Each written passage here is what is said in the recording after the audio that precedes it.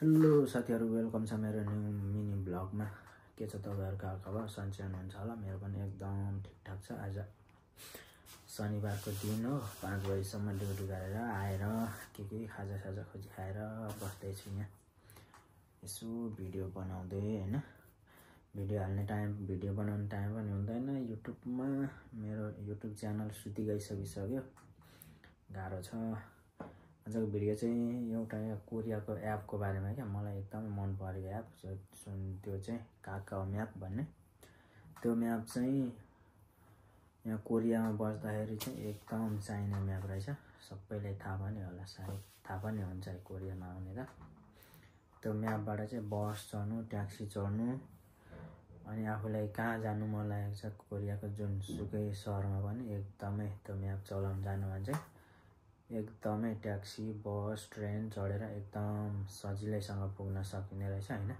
मलाई पनि त्यति धेरै त थाहा छैन, थोरै आफूले जानेको जति चाहिँ यसो हजुरहरुमा पनि शेयर गरौँ भनेर यो भिडियो बनाउँदै छु हैन। भिडियो अन्तिमसम्म हेरिदिनु होला। अब ढिला नगरी भिडियो पनि स्टार्ट गरिहालौँ है त।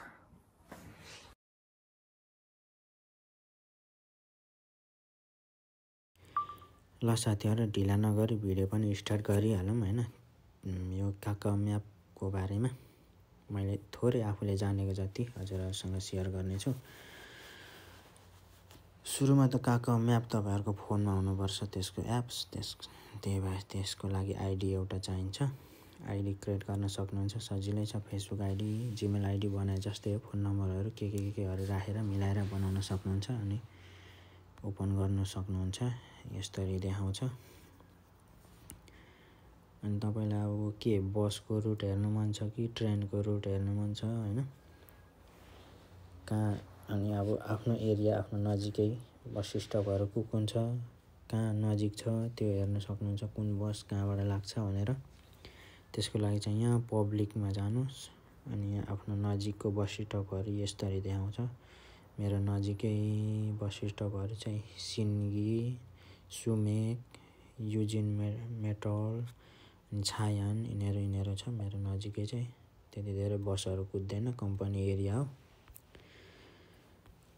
यो म्याप चलाउन जान्यो भने चाहिँ कोरियाको जुनसुकै ठाउँमा, जुनसुकै सहर पनि पुग्न सकिने रहेछ। तर 3 वर्ष भइसकिसक्यो मलाई पनि। 3 भागमा 1 भाग चाहिँ आउँछ होला कि यो म्याप हेर्नलाई, नत्र त्यति धेरै चाहिँ आउँदैन। जस्तै अब तपाईहरु कहाँ जान चाहनुहुन्छ, यहाँ माथि देख्न सक्नुहुन्छ। दाहिनेपट्टि यहाँ रुट भन्ने यहाँ हरियो यहाँ थिचेर तपाईहरु कहाँ जान चाहनुहुन्छ त्यो चाहिँ यहाँ डेस्टिनेसनमा गएर आफूले जानु चाहेको ठाउँको नाम चाहिँ, जस्तै अब यही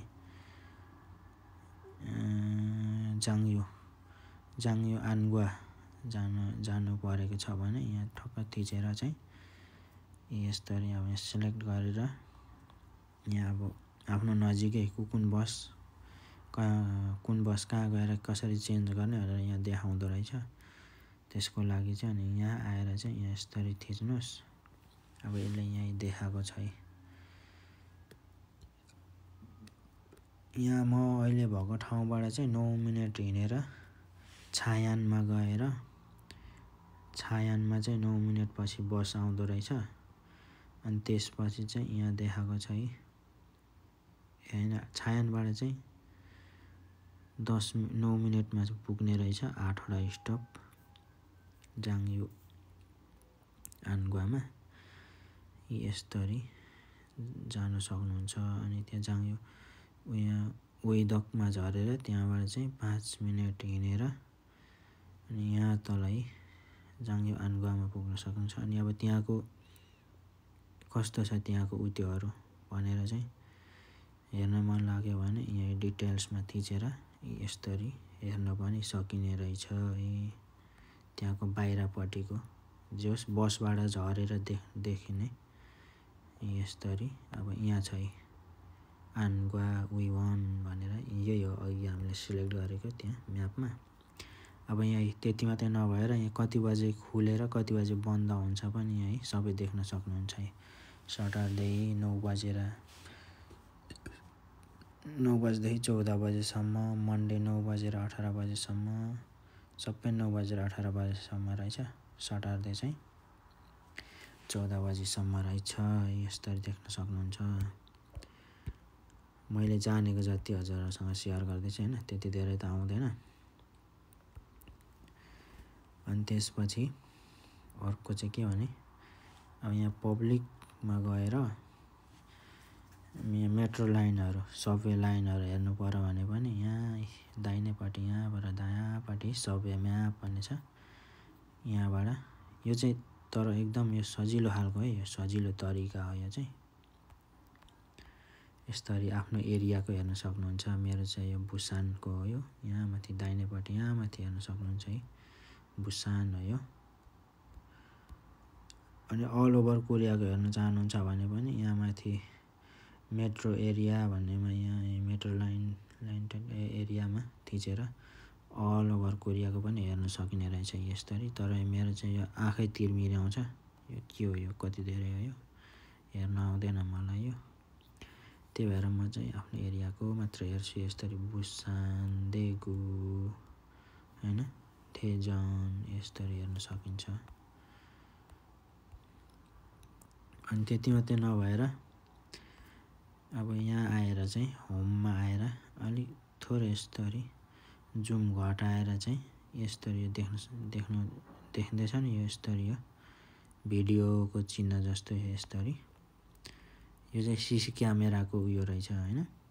अब आफ्नो एरिया नजिकै अब कता कता कुनै जुनै सहरको अब यसरी गरेर अब यता कहाँ यसरी कहाँको पनि हेर्न सकिन्छ है।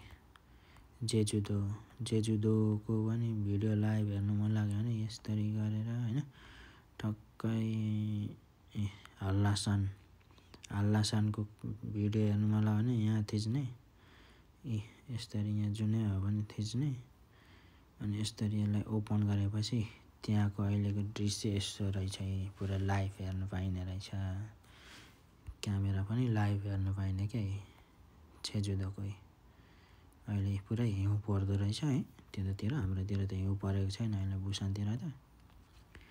यसरी लाइभ क्यामेरा पनि हेर्नु पाइने रहेछ यसरी होइन। अब जस्तै यहाँ कहाँको हेरौँ भने,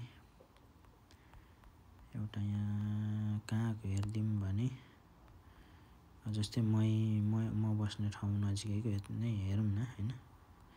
म बस्ने यहाँ भयो, यहाँ छ एउटा, यहाँको हेरिदिउँ, याङदोङको हेरिदिउँ। यस्तो देखिने रहेछ।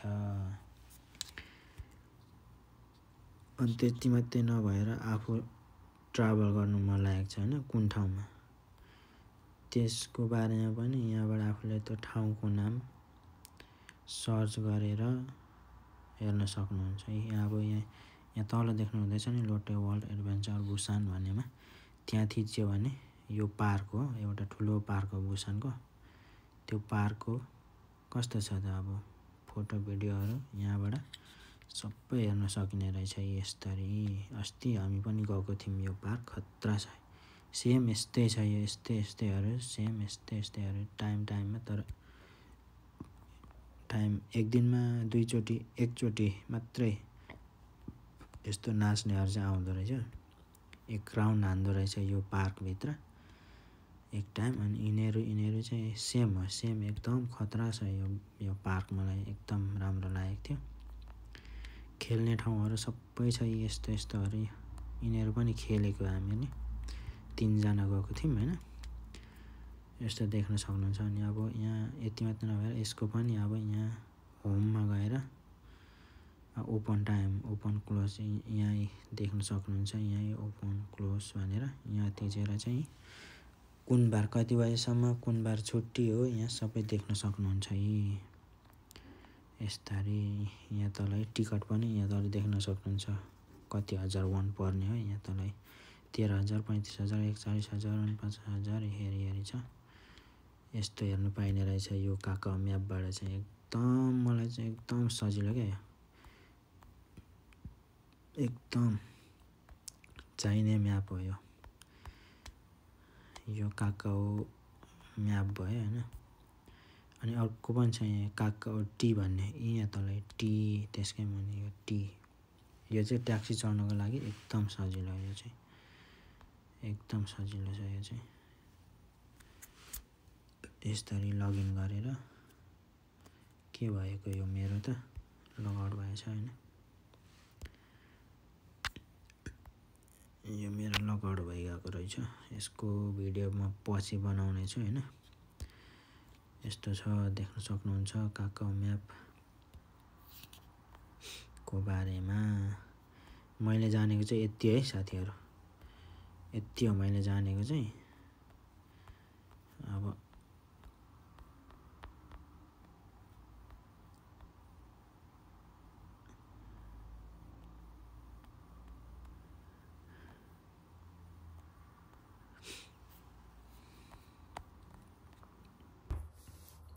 ल साथीहरु, मैले जानेको चाहिँ त्यति नै है यो काकाओ म्यापको बारेमा हैन। अझ धेरै जान्नको लागि चाहिँ युट्युबमा गएर हैन काकाओ म्याप कसरी चलाउने भनेर सर्च गरेर चाहिँ तपाईहरु सिक्न सक्नुहुन्छ। हामीभन्दा सिनियर दाइहरु दिदीहरु उहाँहरुले हाल्नु भएको छ खतरा खतरा भिडियो, फुल्ली सपोर्ट पाउने भिडियो। कोरिया नयाँ आउँदाखेरि चाहिँ एकदमै काम लाग्ने है यो काकाओ म्याप भन्ने चाहिँ। काकाओ म्याप, काकाओटी भन्ने ट्याक्सी चढ्नेहरु, बस चढ्नेहरु यिनीहरु चाहिँ एकदमै धेरै नै सबैलाई आवश्यकै पर्छ। नयाँ सुरुमा कोरिया आएको बेला बस कसरी चढ्ने, ट्रेन कसरी चढ्ने यो केही थाहा हुँदैन नि त सुरुमा आएको बेला त। म 3 वर्ष भइसकिसक्यो अहिलेसम्म अरुकै भरमा हिँड्छु म अहिलेसम्म, कहीँ जान पर्यो भने हैन। त्यही अलिअलि आउँछ, थोरै थोरै हेर्न आउँछ, अलिअलि हेर्दै हिँड्छु, कहिलेकाहीँ एक्लै ट्राई गर्छु हैन। हेर्न सक्नुहुन्छ तपाईहरुले, हामीभन्दा अग्रज सिनियर दाइ दिदीहरुले राम्रो भिडियोहरु बनाएर हाल्नु भएको छ। युट्युबतिर पनि धेरै छ यसको बारेमा भिडियोहरु, हेर्न सक्नुहुन्छ। मैले जानेको भिडियो चाहिँ यति नै हो है।